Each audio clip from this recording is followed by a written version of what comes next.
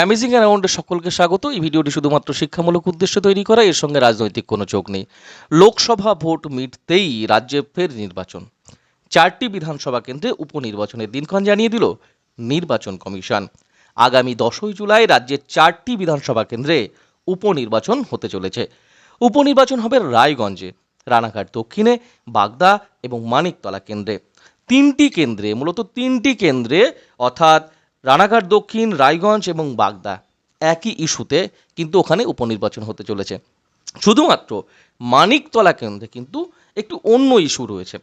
রায়গঞ্জে ছিলেন কৃষ্ণ কল্যাণী, রানাঘাট দক্ষিণে ছিলেন মুকুটমণি অধিকারী, বাগদায় ছিলেন বিশ্বজিৎ দাস। তারা প্রত্যেকেই এবার রাজ্যের শাসক দল তৃণমূল কংগ্রেসের হয়ে টিকিটে কিন্তু লোকসভার প্রার্থী হয়েছিলেন।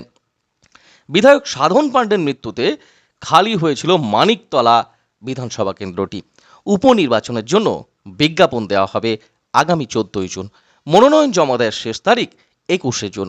উপনির্বাচনের ফল ঘোষণা হবে 13ই জুলাই। রায়গঞ্জে ভোট। রায়গঞ্জের বিস্তারিত তথ্য জেনে নেওয়া যাক। 2021 সালের বিধানসভা ভোটে রায়গঞ্জ কেন্দ্র থেকে জয়ী হয়েছিলেন কৃষ্ণ কল্যাণী। তখন তিনি ছিলেন পদ্ম শিবিরে। বিজেপির টিকিটে জয়ী হয়ে তিনি পরে দল বদল করেন, যোগ দেন তৃণমূল কংগ্রেসে। এবার লোকসভা নির্বাচনে তাকে রায়গঞ্জ কেন্দ্র থেকে প্রার্থী করেছিল রাজ্যের শাসক দল তৃণমূল কংগ্রেস, কিন্তু জয়ী হতে পারেননি কৃষ্ণ কল্যাণী। কিন্তু বিধায়ক পদে থেকে লোকসভা ভোটে দাঁড়ানো যায় না, তাই বিধায়ক পদ থেকে তাকে ইস্তফা দিতে হয়েছিল।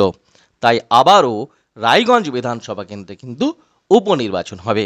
রায়গঞ্জ বেছে নেবে তাদের নতুন বিধায়ককে। রানাঘাটে ভোট। 2021 সালে রানাঘাট দক্ষিণ কেন্দ্র থেকে জিতেছিলেন মুকুটমণি অধিকারী।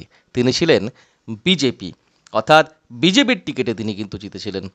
কিন্তু এবার লোকসভা ভোটের পূর্ব মুহূর্তেই কিন্তু তিনি তৃণমূল কংগ্রেসে যোগ দেন এবং রানাঘাট লোকসভা কেন্দ্র থেকে তিনি তৃণমূল কংগ্রেসের প্রার্থীও হন। তবে জয়ী হতে পারেননি তিনি। জয়ী না হতে পারেননি যেহেতু, এবং তাকে লোকসভা ভোটে দাঁড়ানোর জন্য বিধানসভায় বিধায়ক পদ থেকে ইস্তফা দিতে হয়েছিল, তাই ওই কেন্দ্রে আবারও ভোট হতে চলেছে। এবং একই কারণে বাগদা বিধানসভায় মাননীয় বিশ্বজিৎ দাস বিজেপির টিকিটে জিতেছিলেন বাগদা বিধানসভা কেন্দ্র থেকে, কিন্তু পরবর্তীতে লোকসভা ভোটে তৃণমূল কংগ্রেসের প্রার্থী হন তিনি, এবং প্রার্থী হওয়ার ফলে তাকে বিধানসভায় বিধায়ক পদ থেকে ইস্তফা দিতে হয়েছিল।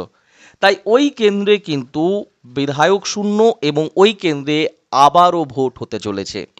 তাহলে আগামী 10ই জুলাই রাজ্যের 4টি বিধানসভা কেন্দ্রে উপনির্বাচন, তার মধ্যে 3টির আপডেট দেওয়া হলো এবং একটি মানিকতলা বিধানসভা কেন্দ্রটিরই মূলত মন্ত্রী সাধন পাণ্ডে তার অকাল প্রয়াণে, তার মৃত্যুর পরবর্তীতে মানিকতলা বিধায়ক শূন্য ছিল, এবং এইখানে কিন্তু আবার মানিকতলা বিধানসভা জনসাধারণ আবার নতুন করে কিন্তু বিধায়ক নির্বাচন করতে চলেছে আগামী উপনির্বাচনে। সকলে ভালো থাকবেন। এই 4টি কেন্দ্রেই মূলত ভোট হতে চলেছে, আর এই 4টি কেন্দ্রের আপডেট দিলাম। সকলে ভালো থাকবেন, আর চ্যানেলে নতুন হলে চ্যানেলটি সাবস্ক্রাইব করে রাখবেন। ভিডিওটি ভালো লাগলে অবশ্যই লাইক করে রাখবেন।